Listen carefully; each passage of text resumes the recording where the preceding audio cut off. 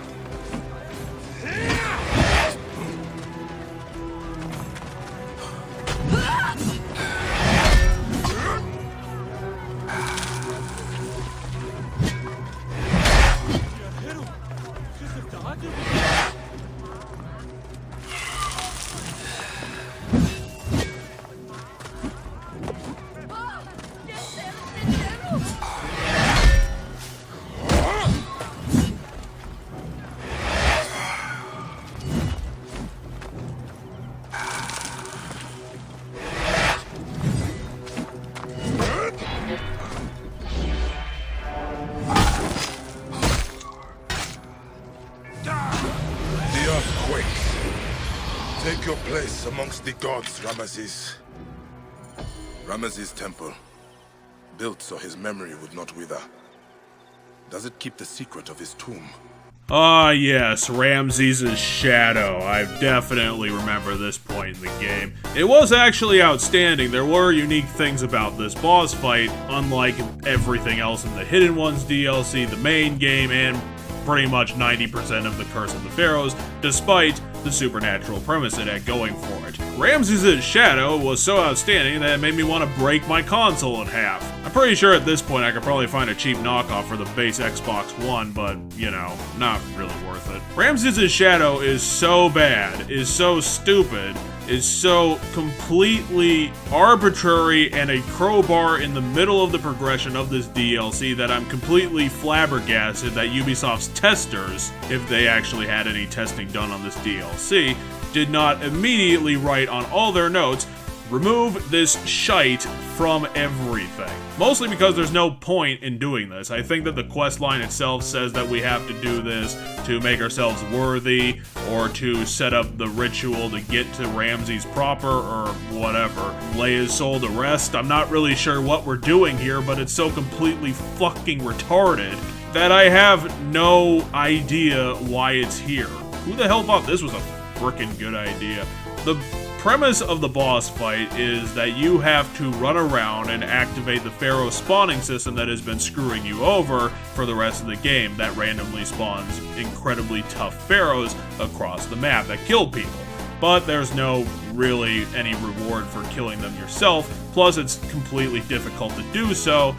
There's no real punishment for not doing it, so I'm sure that I'm not the only one who completely ignored every single pharaoh shadow spawning in the entire game. But no, this one requires you to fight not only a Ramses shadow that randomly spawns, which means that you have to run around the map every attempt for like 10 minutes waiting for Ramses to show up. And there's no actual guarantee that Ramses will be the pharaoh that will actually spawn, so you could completely waste your time killing a pharaoh that you don't need to because you need to free up the spawn point for Ramses themselves. And ultimately, Ramses is the worst boss in the pharaoh's lineup. He is absolutely the worst thing that this game has going for it. Mostly because he's so stupidly overpowered that you could be insta-killed for no real fault of your own. And that's because his grab attack will absolutely wreck your shit. If you get copped by it, you will immediately lose 2/3 of your health bar, which is insane. Yeah, Dark Souls does this, but it marries it a bit more to the difficulty, so it's not as bullshit. It's telegraphed a bit better. You can dodge away from it. You know, the AoE on the grab attack isn't this bullshit. And honestly, in a Dark Souls game, it isn't as prevalent as this. It's not used as much. It's not used as much in a Souls-like game. But here, it's so freaking common that you have to fight the fight at an absurdly long distance. Or you have to completely do the fight off of the back of your charge attacks, which means you're just kiting Ramses around and around and around for minutes on end, just waiting for your opportunity, and then just getting the guaranteed hit on. Because if you even step 1 foot close to Ramses, he has the potential to absolutely destroy you. Not only is his grab attack absolute bullshit and basically an insta-kill, his regular attacks can wreck up your face. I think that commonly they can take away 1/3 of your health bar just in one shot. And they have the AoE of any other Souls boss's AoE attacks, which are always bullshit. Even if it's just, you know, a standard melee swipe, it can cover 3/4 of his body, and if you're fighting him with a melee character, which I would assume most people are, that type of situation is not going to be conducive to you coming out with a victory. And Ramses, even being an elite enemy, stocked with the health that would imply, I think has the most health of any of the pharaohs. So this is a guy who's so freaking overpowered that it can wreck your shit in one attack completely as an insta-death, and he's got the most health. So this is an incredibly long, stupid slog of a boss fight that does nothing to prepare the player for what's to come, or gets them more invested in killing Ramses properly, because this horrible, difficult nonsense isn't even the main show of the quest. This is just the setup to fighting Ramses himself. So, what I would assume later down the line is that we have to kill Ramses again. So not only is this the worst, stupidly most overpowered, retardedly, moronically designed boss in this entire DLC, later on, we have to fight the exact same boss with better stats because this is just his regular form, while this boss fight we're having right now is just his shadow. This is the freaking bottom of the barrel, stupid motherfucking moment in the design table of this entire DLC. What part of this is fun? You might be trying to replicate the Souls-like experience with such a stupidly overpowered enemy with incredibly difficult to avoid and damaging attacks, but no. Okay, like every single person on the planet says, Souls-like games are Souls-like games because of the brilliantly designed difficulty curve.